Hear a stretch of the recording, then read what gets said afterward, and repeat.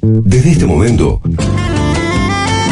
vamos a dar nuestra 7ª temporada de Una Vuelta por el INTA, por Radio Universidad. ¿Qué tal? Buenos días a toda la audiencia de AM Radio Universidad 580. El placer de saludarlos. Y han pasado un mes y chirola, un mes y una semana más o menos del aislamiento preventivo social y obligatorio. Y aquí estamos desde este espacio compartiendo la primera mañana de Radio Universidad, tempranito como siempre, desde las 8, acompañándolos en este caso, en esta circunstancia particular, como decimos desde hace un tiempito al comienzo del programa. Viale, buenos días. ¿Qué tal? Muy buenos días, Néstor, ¿cómo le va? Bien. Aquí estamos, sí. 5ª semana ya de aislamiento, bueno, exacto. Así que vamos a compartir, vamos a aprovechar para compartir con nuestra audiencia este encuentro. Por supuesto. Uno ya se va acostumbrando de a poco a los encuentros virtuales, totalmente, a las videollamadas, y hay que pensar, bueno, otras formas de llevar adelante lo que veníamos haciendo en la medida que se pueda. Sí, cómo cambió la vida, no solo desde el punto de vista físico, sino desde el punto de vista virtual. Sí. Esto que decís vos, Lucas, de las reuniones virtuales a través de plataformas conocidas y algunas nuevas. Y en ese marco me llamaba la atención la participación de la gente en los cursos virtuales del INTA, impresionante. Sí, la verdad que ha sido impresionante. Algo hablamos en el programa pasado acerca de estas capacitaciones, se han hecho un par. Y hoy vamos a conversar con una de las personas que está encargada de la coordinación de esas capacitaciones, que nos cuente un poco cómo se está dando esto en el marco del coronavirus y bueno, y de las actividades que está haciendo INTA al respecto. Claro, y yo pienso no solamente en el INTA de manera puntual, sino en general los que han tenido que verse obligados a usar todo lo que es plataforma virtual y demás. Sí. Y me pregunto, ¿no? ¿Llegaron para quedarse? ¿Se volverá a la normalidad? O a la vieja normalidad, mejor dicho. Es una de las tantas preguntas que podemos hacer en el marco de lo que está pasando en el mundo con el coronavirus. Sí, señor. Sin lugar a dudas que va a cambiar, que vamos a convivir con esto durante un buen periodo de tiempo. Qué cimbronazo. Sí.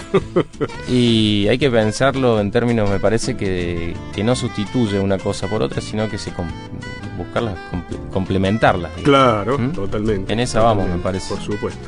¿Y qué temas hay hoy, Lucas? Tenemos en relación a esto, el transporte de ganado en pie en el marco del coronavirus, cómo está haciendo eso, gente de Senasa nos va a contar, cómo afectan las plantas tóxicas al ganado vacuno. Y no solo eso, sino que cómo afectan el ganado vacuno, pero también hay que tener en cuenta que en algunos casos se traslada a la salud pública. Sí. A través de la leche, a través de la miel, por ejemplo. Está interesante. Bien. Vamos a hablar de la importancia de los cultivos de cobertura, ¿no? Estos cultivos que implican una reducción de malezas, implican por ende la menor utilización de fitosanitarios y además qué nuevas tecnologías pueden asociarse en este contexto. Es un momento en donde es la época de los cultivos de cobertura, así que viene info bien detallada en relación a las tecnologías que se pueden pensar asociadas al cultivo de cobertura. Y hay un tema que yo estoy pensando seriamente en ponerme nuevamente. A ver. La huerta en el espacio reducido. Bueno, el programa pasado charlamos. Yo me fui de acá y le mandé, ya lo activé a la persona. Así que hoy tenemos la primera columna. Guillermo nos trae la primera columna sobre cómo hacer una huerta en un espacio reducido. Pensando en aquella gente más por ahí que vive en las ciudades o en grandes centros urbanos y que tiene un balcón, claro, o una terraza en un edificio común. Bueno, cómo pensar esto de hacer una huerta que no solamente es lo que vamos a comer, lo material, sino que, bueno, también son actividades que recrean el contacto con la naturaleza cuando uno está aislado, ¿no? Sí, señor, por supuesto.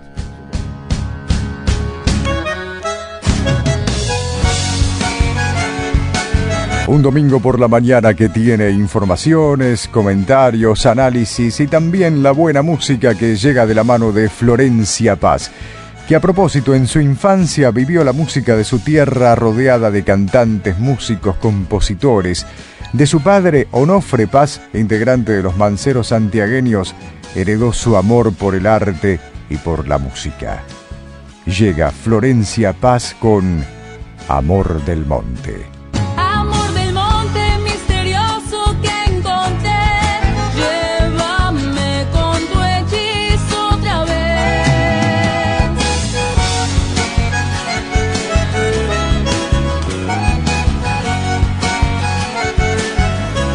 Si pienso al despertar y puedo presentir, cada noche te siento venir.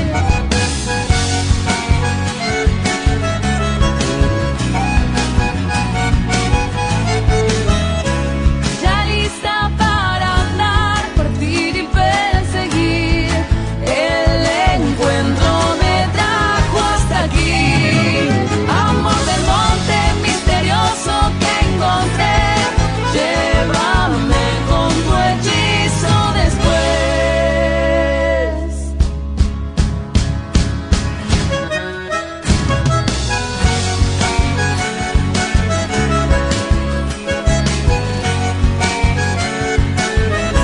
En la hoguera de un sueño me vi, bailando en llamas como un ave yo me fui.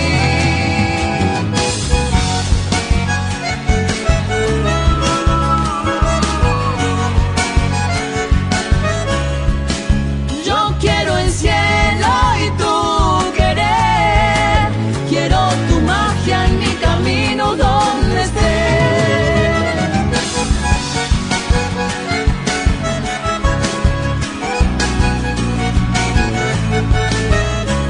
Ya me has visto cantar, ya empiezo a resumir, el embrujo me lleva hacia ti. Amor del monte misterioso que encontré, llévame con tu hechizo también. Damos una vuelta más. La séptima. Una vuelta por el INTA. Bien, y nos vamos a ir a Manfredi, Lucas. Vamos a escuchar a Diego Ustarros acerca de los cultivos de cobertura que presentabas. Sí, hablábamos al comienzo del programa de que cuando mencionábamos este tema, que es una época en donde se puede, digamos, hacer cultivo de cobertura. Entonces, desde INTA Manfredi nos prepararon este bloque que tiene que ver con, bueno, en primera instancia vamos a escucharlo a Diego Ustarros, que nos va a contar esto de cómo la utilización de los cultivos de cobertura reduce la aparición de maleza, porque claro, la maleza tiene que competir con ese cultivo, y además eso permite que usemos menos fitosanitarios, ¿no? Entonces, pensando en una agricultura más sustentable, es muy beneficioso, digamos, la utilización de estos cultivos. En esta primera instancia vamos a escuchar, como decías, a Diego Ustarros. En los últimos años, como todos saben, las malezas resistentes a herbicidas se han incrementado y han pasado a ser un problema grave en la agricultura argentina y en realidad en el mundo, diría, lo cual viene un poco de la mano del sistema de producción bajo siembra directa, donde no hay labranzas para controlar las malezas, y la principal forma de control es con herbicidas, o la única, en forma química. Esto, sumado a periodos de barbecho muy largos, por ejemplo, entre la cosecha de una soja en abril y la siembra de un maíz tardío en diciembre, tenemos un periodo de 8 meses de barbecho, en donde no hay ningún cultivo que compita con las malezas y reduzca los nacimientos de estas, realmente es un problema. Entonces, para disminuir un poco la cantidad de herbicidas que aplicamos y disminuir la presión de selección que favorece la resistencia, desde INTA Manfredi hace 5 años que venimos trabajando con diferentes estrategias de manejo. Una de ellas es la inclusión de cultivos de cobertura. En INTA Manfredi venimos trabajando, como decía, hace ya varios años, con la implantación de los cultivos de cobertura luego de la cosecha de una soja. Esta implantación la hacemos con una sembradora directa a 17 centímetros entre hileras y a las densidades que corresponden para cada cultivo de cobertura. El secado de estos cultivos de cobertura se hace con herbicidas, generalmente con glifosato o glifosato en mezcla con algún otro hormonal, en el caso de la vicia. No lo hacemos con rolo porque no disponemos todavía de un equipo para hacerlo, pero prontamente es probable que empecemos a hacer experiencias con el rolado de cultivo de cobertura. De los cultivos que hemos probado hasta ahora de las leguminosas ha sido vicia villosa, y de las gramíneas hemos probado centeno, triticale y cebada. También hemos hecho bastante experiencia con trigo, no como cultivo de cobertura, sino para cosecha. Y viendo la supresión de malezas, cómo nos ayuda un trigo versus un cultivo de cobertura. Y luego de estos cultivos de cobertura o detrás del trigo, implantamos todos los años en diciembre un cultivo de maíz.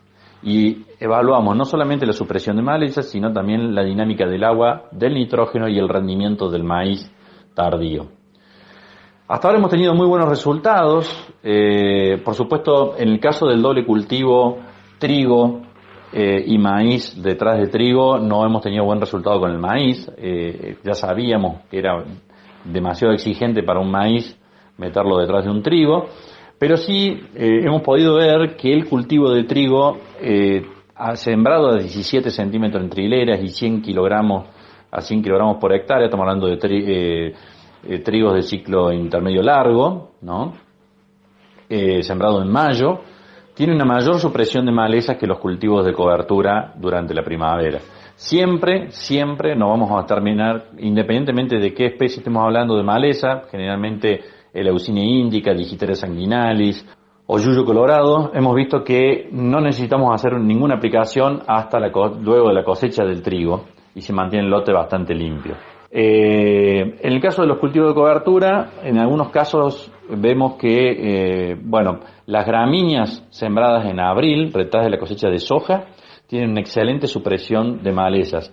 Hemos visto que tanto centeno, triticale y cebada los podemos sembrar detrás de la cosecha de soja, aun cuando tengan malezas nacidas chiquitas como lamium, perejilillo con cotiledones, 1 o 2 hojitas o 3 hojas. Las gramíneas utilizadas como cultivo de cobertura compiten muy bien, crecen muy rápido y terminan ahogando a las malezas. Por lo tanto, si uno siembra temprano ahí en abril, no es necesario aplicar ningún herbicida. Y en muchos casos nos permiten estas gramíneas ahorrarnos una aplicación en la primavera, en la segunda quincena de noviembre, antes de la siembra del maíz. Vicia, hemos hecho hasta ahora solamente 2 experiencias, y en un año que sembramos en mayo, la verdad que no fue un buen competidor con las malezas porque crece muy lento en esa época, produjo poca biomasa y no nos hizo una buena supresión de maleza en primavera. El año pasado logramos sembrarla en abril, con una buena provisión de agua, eso hay que aclararlo, que no era un año normal, al momento de la siembra, haciendo una aplicación de glifosato con sulfentrazone a 300 centímetros cúbicos, logramos una muy buena supresión de maleza en el invierno y también en la primavera.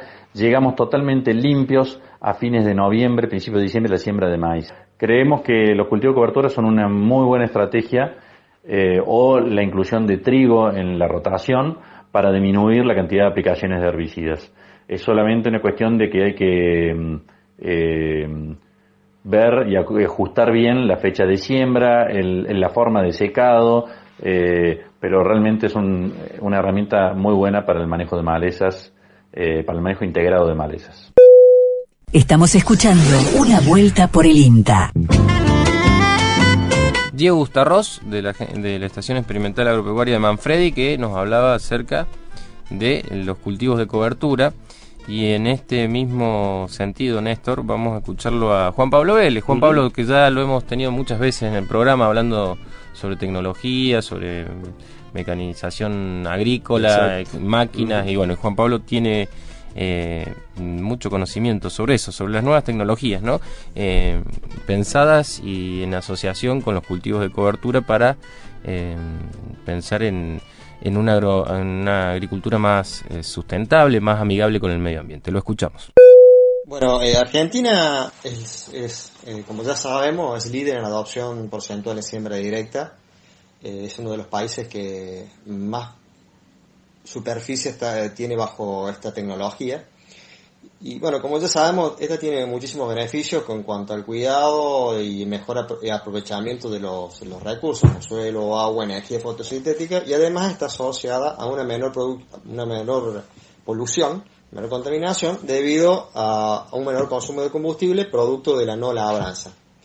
Pero es un sistema también que está asociado a un mayor uso de herbicida por la eliminación del arado, ¿no? Que era el anterior controlador, digamos, en forma mecánica. Ahora bien, si nosotros pudiéramos combinar la siembra directa con métodos que permitan una disminución drástica en la aplicación de herbicidas, Argentina tiene la oportunidad de alcanzar un nivel de sustentabilidad muy difícil de lograr en otros escenarios a nivel mundial, ¿no? Ya tenemos la siembra directa, tenemos que ajustar estas metodologías para poder tener un producto totalmente o lo más inocuo posible, satisfaciendo las necesidades sociales, ¿no? Principalmente el consumidor quiere productos cada vez más naturales, más inocuos. Bueno, y la tecnología ha venido para ser un aliado en este sentido. La tecnología permite y va a permitir una disminución drástica de la aplicación de fitosanitarios y, ¿por qué no?, en algunos escenarios particulares, la eliminación, digamos, la no necesidad de fitosanitarios para la producción, pudiendo lograr hasta productos orgánicos, ¿no? O con productos con organismos no modificados genéticamente. Entonces, la tecnología tiene un buen rol y un buen futuro en ese sentido. No obstante, ya en Argentina se está aplicando este tipo de tecnología de la mano de varias de tecnologías como satelitales, de drones, y a través de aplicaciones selectivas de malezas montadas en pulverizador. Estos últimos, aquí en Argentina hay dos marcas, el WeedSeeker y el Weedit, el cual están cobrando cada vez más importancia en este sentido. La primera que hablé, tanto del satelital o el dron, es tratar de entender la dinámica de población de la maleza y entender de que muchas veces las malezas no se comportan en forma homogénea en todo el lote, sino que tiene algunos comportamientos de segregación o formación de patrones, y de esta manera que producto del ambiente y del escenario y del paisaje, ¿no? Por topografía, tipos de suelo, humedad, que van haciendo de que esta población disminuya o aumente en ciertas regiones del lote. Entonces hay un concepto de manejo sitio específico de malezas. Podemos ajustar más aún a través del uso de esta tecnología, como por ejemplo con los detectores de malezas. Son sensores montados en la pulverizadora y van censando y van identificando en dónde está la maleza y activa el aspersor para aplicarle herbicida solamente sobre la maleza. Y de esa manera, en el suelo desnudo no es aplicado, permitiendo un ahorro muy grandes de herbicidas, dependiendo del escenario que hay, de la cantidad de maleza o la infestación de malezas en el lote. Este ahorro de herbicida puede llegar hasta el 90%, y siempre en barbecho, ¿no? Estos equipos no permiten, o no tengo experiencia de que permitan la identificación entre maleza y cultivo. Entonces, lo único que se puede hacer hasta ahora con estos equipos es identificar entre maleza, entre verde y no verde. Entonces, lo que es verde se supone que es malezas. No obstante, hay otras tecnologías más que están revolucionando y están apareciendo en el mundo, y que muchas instituciones públicas, privadas y grandes corporaciones están tomando un rol central en esto, que es la visión artificial. La visión artificial, que permite hacer a través de tremenda fuerza computacional y de cámaras de alta definición, permite identificar las malezas y diferenciar entre malezas y cultivo. Y más aún todavía, permite, a través de un entrenamiento de la computadora, permitiría identificar especies de malezas. Desarrollos que permitan identificar qué tipo de maleza es y poder aplicarle un producto específico para esa maleza. Entonces es un sistema bastante complejo, no obstante se están llevando estudios en función de esto. Volviendo a lo que nosotros estamos más acostumbrados, que es el WeDig y el WeSeeker, el nivel de adopción en Argentina ha superado ampliamente las expectativas que se tenían años anteriores. Se están hablando aproximadamente de unos 300, unos 400 equipos ya instalados en Argentina. Manfredi hemos realizado varios ensayos en cuanto a capacidad de detección, ¿no? 3 años en algunos estudios para evaluar la eficacia y la precisión de estos equipamientos. Y se han logrado niveles de control muy aceptables, 70 a 85% en diferentes especies de maleza. Pero lo que permite la tecnología, esta tecnología tanto de drones, satélites, visión artificial, detectores de activos de maleza como el WeDig y el WeSeeker, es derribar la creencia de que existe una sola receta para controlar o para solucionar problemas. La tecnología nos permite combinar múltiples opciones y generar estrategias que con los métodos convencionales no se podrían llevar a cabo. Una de esas estrategias que se pueden llevar a cabo, que se pueden generar, es la asociación entre diferentes tecnologías antiguas y nuevas. Por ejemplo, es interesante cómo esta tecnología interactúa o se complementan muy bien con tecnologías tan antiguas de siglos como el cultivo de cobertura. Estos equipos, por la naturaleza de su diseño, totalmente fundamentados técnicamente, tienen unos umbrales óptimos de trabajo. O sea, la infestación de maleza no es conveniente que supere ciertos umbrales, sino no es conveniente ya la curva, el punto de inflexión ya empieza a hacerse de baja conveniencia de aplicación de esta tecnología. ¿Qué umbral se maneja de conveniencia? Hay aproximadamente un 30% de cobertura de malezas en un lote. O sea, un 30% del lote cubierto con maleza. Por encima de ese umbral ya no se torna poco conveniente adoptar esta tecnología, ya que empieza a aplicar dosis mucho más altas. Entonces, cuando supera el 30% de la cobertura del suelo ya no es conveniente. ¿Qué permite el cultivo de cobertura? Es dejarnos un escenario óptimo para esa aplicación. O sea, permite tener una población de malezas por debajo del umbral que nosotros creemos necesario. Entonces tenemos una asociación muy interesante, ¿no?, de tecnología.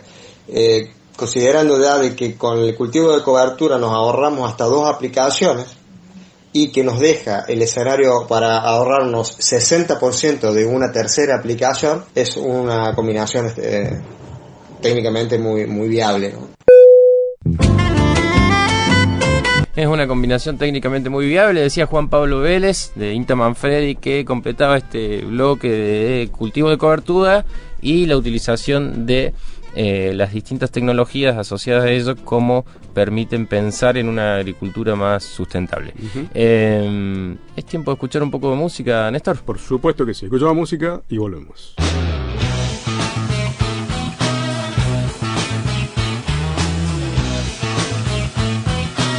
Patricio Rey y sus redonditos de ricota también se imponen a esta hora en Radio Universidad en otra vuelta por el INTA, los redonditos y aquella solitaria vaca cubana. Miraba el cielo justo a tiempo, miraba el cielo justo a tiempo, ay, ay, ay, ay, ay.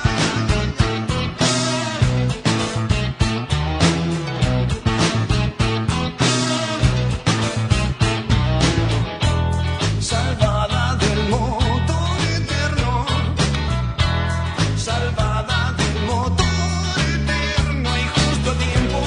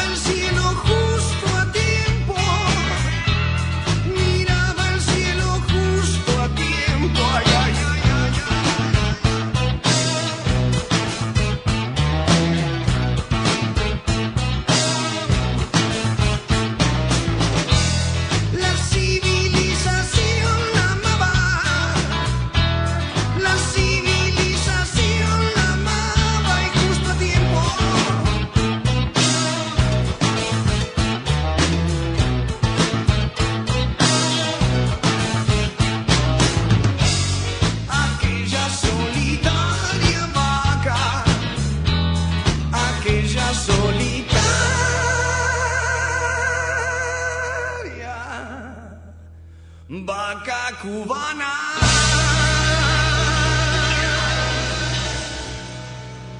Damos una vuelta más. La séptima. Una vuelta por el INTA. Bien, y al comienzo del programa hablábamos acerca de esta especie de cambio de paradigma, podríamos decirlo, o al menos en una parte, en relación a la participación de la gente en los cursos virtuales, en la utilización de esas herramientas. Vamos a charlar con Ramiro Podersic, que es el coordinador del Pro Huerta en Córdoba, para precisamente charlar acerca de lo que se está instrumentando, cómo se está instrumentando, una serie de preguntas en relación a que esto llegó para quedarse, por ejemplo, un complemento a lo que decías vos, Lucas. Sí. En fin, así que lo tenemos en línea a Ramiro. Hola, Sí, ¿qué tal? Ramiro, buen día, Bueno. disculpa, buen día, ¿cómo te va? Buen día, ¿qué tal? ¿Cómo le va a ustedes y a toda la audiencia de la radio? Bien, bien. Lucas. Sí, Ramiro, nosotros el programa pasado conversamos un poco acá con Néstor acerca de que estaban teniendo mucha demanda y muchos participantes en distintos cursos online. El Pro Huerta, bueno, en este espacio siempre pasamos contenido del Pro Huerta y damos cuenta de muchas veces de distintos cursos que hay en los distintos territorios, ¿no? Pero contanos un poco cómo ha sido esta experiencia y cómo el contexto del coronavirus nos hizo cambiar el enfoque respecto a cómo estábamos como INTA trabajando también incluso el tema de las capacitaciones, ¿no? Así es, Lucas, como vos decís, el programa ya hace casi 30 años que tiene un abordaje territorial muy amplio, digamos, en todo el país, y una de las características es justamente este fuerte componente de capacitación, ¿sí? Sí. Y sobre todo de vinculación con la gente, ¿sí? A través de toda una red de capacitadores y de conferencias y de demostraciones que se hacen de forma presencial en todos los lugares, ¿sí? Y a través de, por ejemplo, en la provincia, a través de las 27 agencias de INTA que existen en Córdoba, ¿sí? Pero bueno, digamos, este contexto de coronavirus también nos ha puesto en un desafío distinto, ¿sí? En un desafío que nos invita a repensar, digamos, qué otras estrategias podemos generar, qué otras cosas se pueden complementar para continuar con ese abordaje que hoy por hoy, digamos, y dadas las circunstancias de restricción de circulación de personas, es imposible realizarlo, ¿sí? Por lo tanto, digamos, salió esta inquietud por ahí medio tímidamente y que fue tomando fuerza, esta cuestión de empezar a trabajar en las plataformas virtuales, ¿sí? Con los mismos temas que se vienen generando desde forma presencial, ¿sí?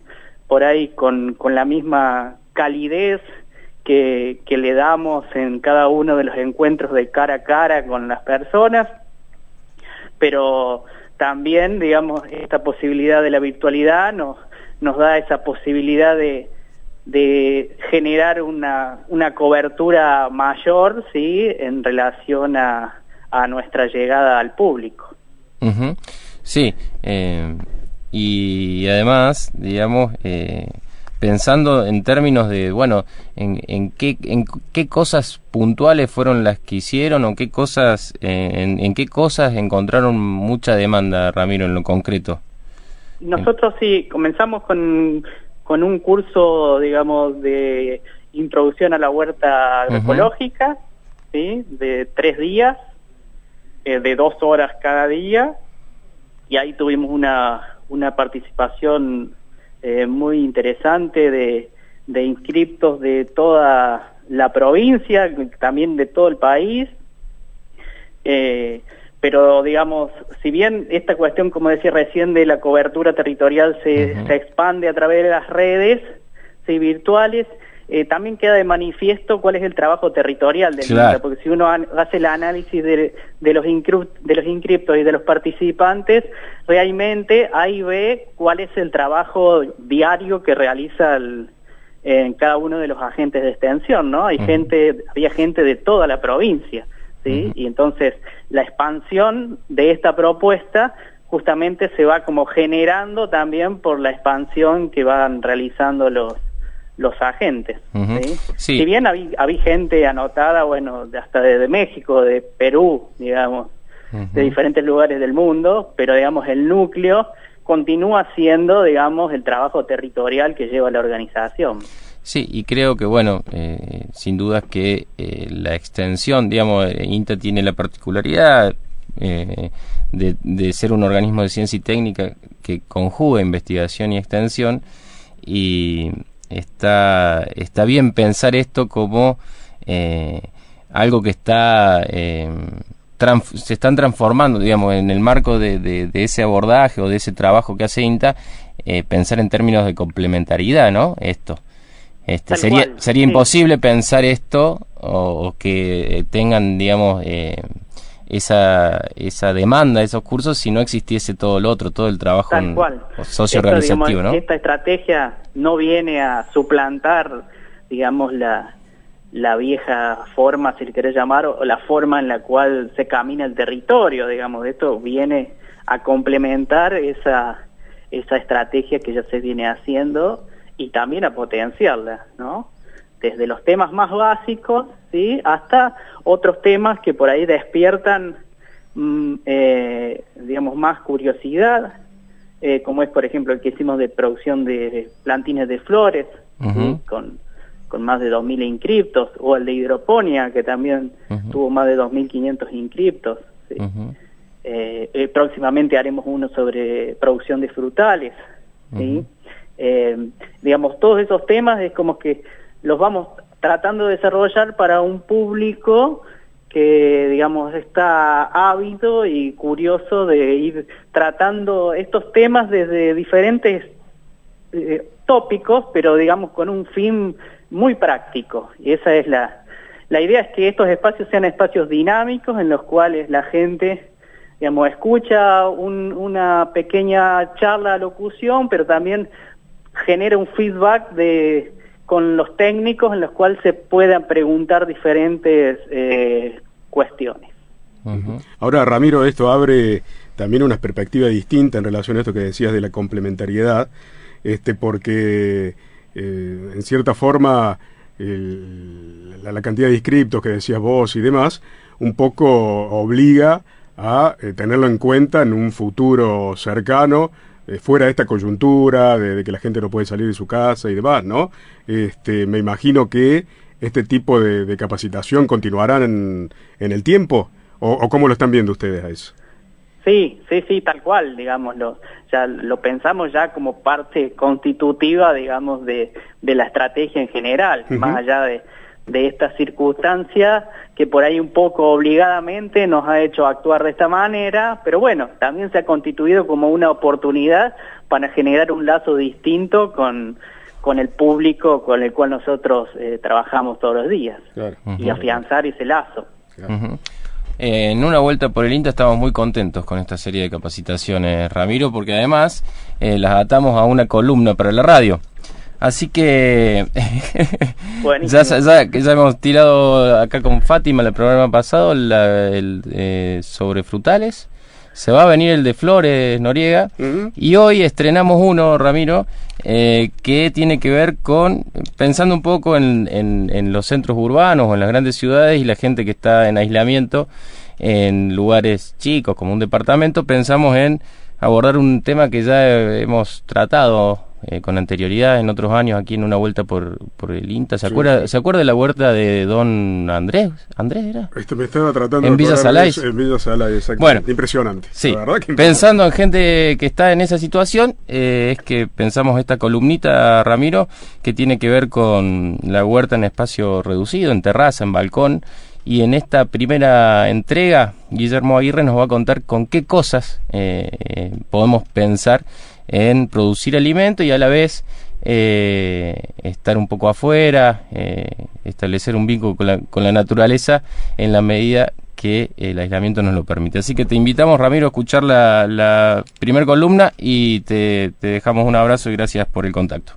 Bueno, buenísimo. Muchas gracias a ustedes. Ahí lo escuchábamos a Ramiro Podlesi, coordinador del Pro Huerta Córdoba. Vamos a escuchar entonces a Guillermo Aguirre con esta primera entrega sobre la huerta en espacios reducidos. ¿Cómo hacer una huerta en espacios reducidos? En una primera instancia lo que vamos a hablar va a ser de cuáles son los recipientes que se pueden llegar a usar para tener un lugarcito en la casa cuando no tenemos grandes espacios. Bueno, el listado es amplio, ¿no? Vamos a ir nombrando algunos. Por ejemplo, pueden ser gomas de auto usadas, se las puede pintar al costado, adornarla y ponerle tierra adentro. Y allí podemos usar como recipiente caños de PVC, también para hacer huertas verticales. Se tiene que poner una estructura y armar allí los espacios adecuados. Se puede, digamos, cortar en el medio los caños o hacerles agujeritos de 2 pulgadas más o menos, y luego se le coloca un sustrato, que luego vamos a hablar cuál puede ser el sustrato. A veces tenemos una carretilla vieja de un amigo, vecino, tío, que está en desuso. También podemos tener esa carretilla y adornarla. Los viejos cajones que ya no los usamos, o cajones que se pueden encontrar en la calle, de madera o de plástico. También en donde se los tiene que proteger, poner un plástico negro interiormente, hacerle agujeritos en la parte de abajo para que filtre el agua. Macetas de todo tipo y tamaño, de plástico o de estructura de cemento. También puede ser baldes en desuso. Todo esto se puede pintar y se le puede dar un color lindo y agradable. Después, regaderas que ya están en desuso, también se las puede usar. Los tachos de pinturas que embellecimos la casa y después quedan vacíos, se los limpia bien y también pueden ser usados. Siempre recordar que se deben hacer agujeritos abajo. Después, las clásicas tarimas con las cuales podemos hacer huertos verticales. Obviamente las tarimas uno les tiene que poner un plástico en la parte posterior, luego rellenarlos con tierra y vamos a tener en la parte delantera, ¿no es cierto?, que poner allí plantines, sobre todo. También pueden ser plantines de frutilla, por ejemplo. También se pueden usar tambores de 200 litros cortados longitudinalmente y sobrelevados con un soporte, como una especie de mesita. Cada medio tambor va a ser como medio metro cuadrado. Eso es muy importante porque podemos llegar a tener 1 metro cuadrado de huerto para realizar esta actividad. Luego también se pueden usar canastos, viejos canastos, en donde podemos también llegar a tener nuestro pequeño lugarcito para hacer un pequeño huerto. Y una cosa, si uno quiere hacer, por ejemplo, 2 metros cuadrados y tenemos bloques que nos han sobrado de la construcción, esos bloques de cemento con 12 bloques y un plástico negro, podemos tener nuestro canterito. Bueno, se pone un plástico para evitar, ¿no es cierto?, que pase la humedad. Entonces pues, desplegamos el plástico, ponemos los 12 bloques y bueno, allí tendríamos 2 metros cuadrados para tener una huerta chiquita. Ahora, si hay tierra, no ponemos el plástico. Bueno, en esta primera instancia simplemente lo que hemos querido aportar es cuáles son algunos recipientes que se pueden usar para pensar y tener en cuenta para hacer una huerta en espacios reducidos. Guillermo Aguirre, con esta primera entrega sobre la producción de huerta en espacios reducidos. Todo lo que se puede usar como... Sí, aguante el cirujeo. Claro, totalmente. La carretilla vieja, agarramos un balde, bueno, lo que sirva en este contexto. Claro. Pero bueno, vamos a continuar con este espacio, pensando un poco los sustratos, cómo pensar, digamos, la tierra, etcétera, etcétera, y lo que podemos llegar a hacer en el marco de esta cuarentena. Noriega, ¿vamos a escuchar un poco de música? Bueno. Ya volvemos.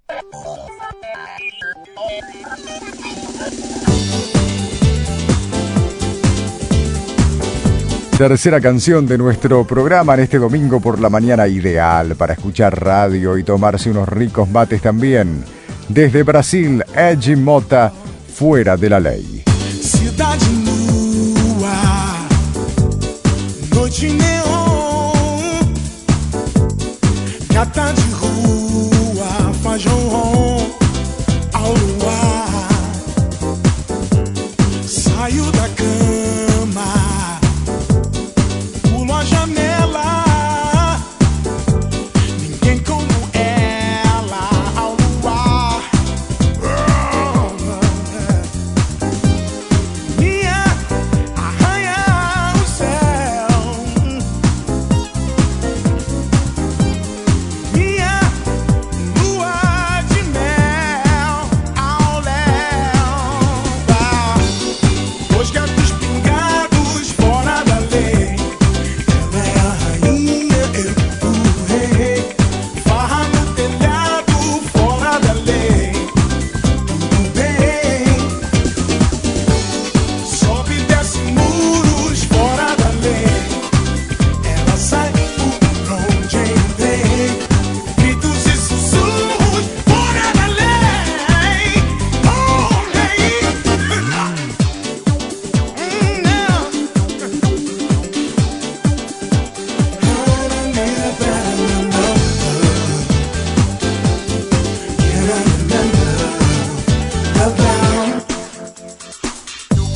Cidade nua, faz serenata, beijo na boca, vira-lata de lixo. Amor de bicho, paixão maluca, cama de gato, cama sutra, ao luar. Minha arranha o céu, minha lua de mel ao léu. Os gatos pingados fora da lei. Ela é a rainha, eu o rei. Farra no telhado fora da lei. Tudo bem. Sobe e desce muros fora da lei. Ela sai por onde entrei. Gritos e sussurros fora da lei.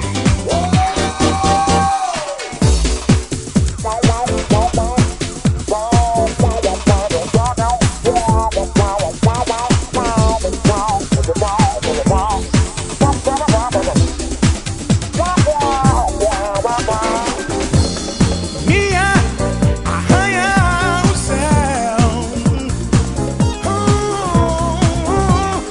minha lua de mel ao léu. Os gatos pingados fora da lei. Ela é a rainha, eu o rei. Farra no telhado fora da lei. Tudo bem. Sobe e desce muros fora da lei. Ela sai por onde entrei. Gritos e sussurros fora da lei.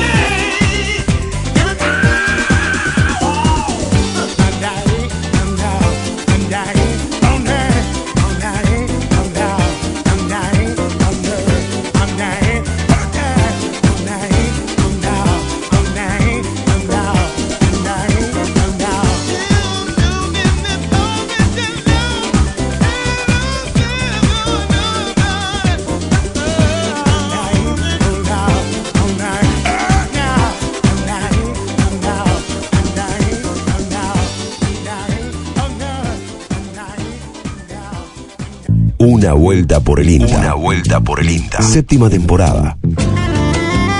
Con las manos en la tierra. Bien, y uno de los temas que habíamos anticipado al comienzo del programa está relacionado con un tema y una temática que no hemos tratado nunca, creo, yo no lo recuerdo. En toda la historia de Una Vuelta por el INTA, desde 2014 esta parte. que está relacionado con las plantas tóxicas. Y yo recuerdo que más de una vez, en este derrotero de andar trabajando en el INTA y demás, hemos visto animales muertos. ¿Se acuerda? Eso me estaba acordando, de la vaca muerta allá con la gente de Dianfunes. Sí, señor. En lo de Osvaldo... ¿Osvaldo fue? Que comimos un asado inolvidable también. Esas cosas voy a y cuando uno preguntaba, dice, tal vez haya comido alguna planta tóxica y respuestas como esa. Y decíamos que como no lo hemos tratado nunca, decidimos incluirlo. Uno piensa que no le puede pasar eso a una vaca, ¿no? Claro, que coma algo exacto, así, ¿no? Exactamente, tal cual. Decíamos, hemos decidido incluir el tema y dialogábamos con un médico veterinario del IACS, que es el IACS, es el Instituto de Investigación Animal del Chaco Semiárido, que está en Salta, depende del CIAP, el Centro de Investigaciones Agropecuarias, que está aquí en Córdoba. Con Juan Michelot charlábamos acerca de esto, ¿no? Las plantas tóxicas, qué territorio nacional ocupan, cuáles son las toxinas que tienen estas plantas tóxicas, y como decíamos en el avance, algunos de las toxinas que emiten pueden inclusive llegar a involucrarse en la sanidad humana, en la salud pública de manera particular, ¿no? Mira. Escuchamos entonces la charla que manteníamos con Juan Michelot.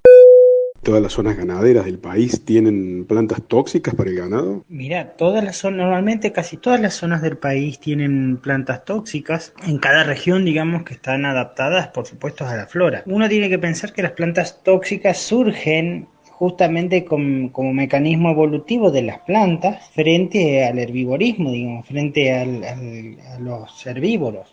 Son mecanismos de adaptación de las especies. Hay especies que generan espinas, especies que se vuelven poco palatables o apetecibles para el ganado, y otras especies que generan toxinas, y estas son las especies que denominamos tóxicas. En general, casi todos los sitios, digamos, en donde la flora, digamos, está adaptada a la región y demás, hay especies tóxicas. En el país, casi todas las zonas ganaderas tienen especies tóxicas. Por supuesto, normalmente tienen características regionales y adaptadas a las condiciones ambientales en el cual se desarrolla ese tipo de ganadería. La sequía y el exceso de lluvias ¿hacen crecer distintos tipos de plantas tóxicas en las distintas regiones? Sí, por supuesto que la sequía y el exceso de agua predispone, digamos, a los problemas de toxicidad. Todo eso va a depender, ¿no? En el caso de las inundaciones, por ejemplo, a veces relegan el pastoreo a ciertas áreas y por lo tanto los animales pueden estar como, digamos, hay parte inundable en donde no hay forraje, tienden a consumir en ciertas áreas donde pueden estar estas especies. Pero después hay especies que la sequía o el cambio brusco ambiental puede hacer que concentren o no toxinas.